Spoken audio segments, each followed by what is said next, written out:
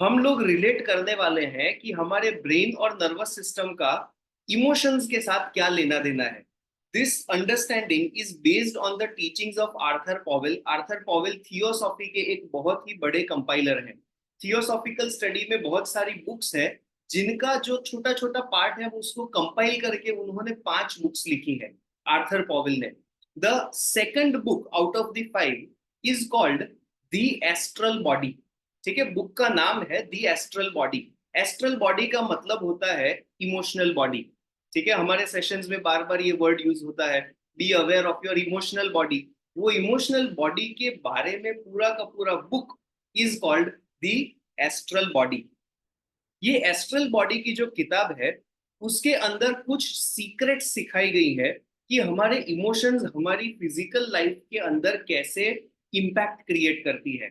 और ध्यान से अगर देखा जाए तो हम उस चीज को रिलेट भी कर पाएंगे कि हाँ, ये वाली सिचुएशन में ऐसा तो होता है। राइट, जब इमोशनल सेटबैक लगता है, कोई बड़ा सा ट्रॉमा आता है, तो हमारा ब्रेन और नर्वस सिस्टम फ्रीज हो जाता है। हम कुछ सोचने के लिए केपेबल नहीं होते। फाइट एंड फ्लाइट वाला जो सिचुएशन है वो आ जाता है। Now we have to understand कि ये इमोशनल सेटबैक को ब्रेन और नर्वस सिस्टम के साथ लेना देना क्या है। ठीक है, so we are going to talk about that. हमारा फिजिकल बॉडी है, it is a final product. ठीक है, पहले हमें ये समझना है, ये जो चीज है, ये पूरा physical body, it is a final product. For example, ये मोबाइल फोन जो है वो एक फाइनल प्रोडक्ट है। उसको बनाने में कई सारे मेटल्स, कई सारे लिक्विड्स, कई सारे प्लास्टिक्स, कई सारे कंपोनेंट्स यूज होते हैं, जो कि होता है रॉ मटेरियल। ठीक है, रॉ मटेरियल की क्वालिटी डिसाइड करती है कि फाइनल प्रोडक्ट का क्वालिटी कैसा होगा। फॉर एग्जाम्पल, हम फर्नीचर की बात करें, कितना भी अच्छा दिखता हुआ फर्नीचर है, ठीक है, विजुअल एकदम सुपर बढ़िया वाला टेबल है, बढ़िया वाला चेयर है, वॉट एवर, बट वो जिस वुड से बना है, वो वुड अगर खराब क्वालिटी का है, ये फर्नीचर की ड्यूरेबिलिटी चली जाएगी। So the quality of would determines the quality of the chair. ठीक है, final product is the chair, raw material is the wood. Correct, ये लॉजिक सिंपल है।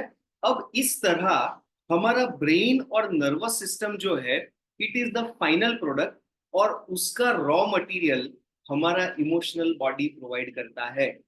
ठीक है, हमारे इमोशनल बॉडी के वाइब्रेशंस जिस फ्रीक्वेंसी पे होते हैं, उस फ्रीक्वेंसी का इफेक्ट हमारे ब्रेन और नर्वस सिस्टम के ऊपर आता है। सो raw material for the brain and nervous system is our emotional body. अब इमोशनल बॉडी के अंदर वाइब्रेशंस कौन डिसाइड करता है? हमारे एक्चुअल फीलिंग्स। हम जिस किसी भी सिचुएशन में जो चीज फील करते हैं, जो महसूस करते हैं, फीलिंग्स हमारी, वो फीलिंग्स हमारे इमोशनल बॉडी को बिल्ड करता है। मान लो हम बहुत फ्रीक्वेंटली गुस्सा करते हैं, राइट? एंगर, एंगर एक इमोशन है। वो एंगर के इमोशन के बेसिस पे हमारा इमोशनल बॉडी का एवरेज वाइब्रेशन बनता है, और वो एवरेज वाइब्रेशन हमारे ब्रेन और नर्वस सिस्टम के अंदर एब्जॉर्ब होता है। क्यों? क्योंकि ब्रेन और नर्वस सिस्टम का ओरिजिन कहाँ से है? इमोशनल बॉडी से। सो आर्थर पॉवेल जो है, उन्होंने बहुत क्लियरली लिखा है कि दिन में अगर 10 से 15 मिनट कुछ मत करो, कुछ भी किए बिना अगर दिन में 15 मिनट हम मिरर के सामने देख के सिर्फ स्माइल करें, ठीक है, simply by smiling for 15 minutes looking at the mirror, हमारे इमोशनल बॉडी का जिम हो जाता है। हमारे इमोशनल बॉडी का वाइब्रेशन अपग्रेड होता है। दिन में जब भी चांस मिला, कोई अच्छी घटना को याद करना है, राइट, कोई भी अच्छी मेमोरी को जब हम याद करते हैं, हमारे इमोशंस के अंदर एक पॉजिटिविटी आती है और हमारा इमोशनल बॉडी डेवलप होता है। राइट, जो चीज करने से हमारा इमोशनल बॉडी पॉजिटिव फीलिंग्स से भर जाता है, वो चीजें करनी है। वेन वी फील कंपैशनेट, जब जब हम दिल से किसी को कुछ अच्छे शब्द कह देते हैं, किसी के लिए कोई गिफ्ट लेके आते हैं, किसी के लिए कोई एक्शन कर लेते हैं, राइट, किसी को मदद कर दी, कुछ किया, राइट, जब हम ये पॉजिटिव चीजें करते हैं, ऑटोमेटिकली हमारे इमोशनल बॉडी का स्ट्रक्चर अपग्रेड होता है। So we have to do that. जो करने से हमारा हार्ट चक्रा डेवलप होता है। Why do we practice forgiveness sadhana on Wednesday?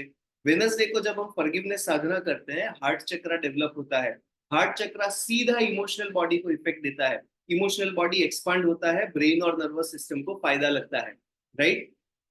हमारी हर प्रोसेस जो है मंडे वेडनेसडे फ्राइडे की, वो हमारे ब्रेन और नर्वस सिस्टम को भी एक अपग्रेड देती है।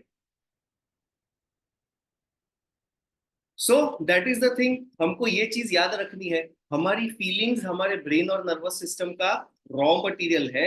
We have to take care of our feelings, हमें अपनी फीलिंग्स का इतना ध्यान रखना है, कोई हमको कुछ बोल दे और हम हर्ट क्यों हो, राइट। किसी को जो बोलना था वो तो उसका प्रॉब्लम है, हमको क्यों हर्ट होना है, राइट। मान लो इंडिया पाकिस्तान की मैच में इंडिया जीत जाता है, हम खुश होते हैं, ठीक है, बट मान लो इंडिया हार गया तो हम क्यों दुखी हो, right. We don't need to destroy our brain, हमको अपना ब्रेन और नर्वस सिस्टम का ध्यान रखना है कि वो लोग क्रिकेटर्स हैं, वो लोग गेम खेल रहे हैं, वो लोग तो कमा रहे हो करके, राइट, उनका तो ब्रेड एंड बटर है। वो चीज में अगर वो लोग हार गए तो हम अपना ब्रेन बर्बाद करें, right. We have to understand, हम अपने इमोशंस को अफेक्ट ना होने दें, ये हमारी रिस्पॉन्सिबिलिटी है। We have to take care of our emotions, we have to take care of our brain and nervous system. So that is what it is. Emotional healing जब हम करते हैं, हम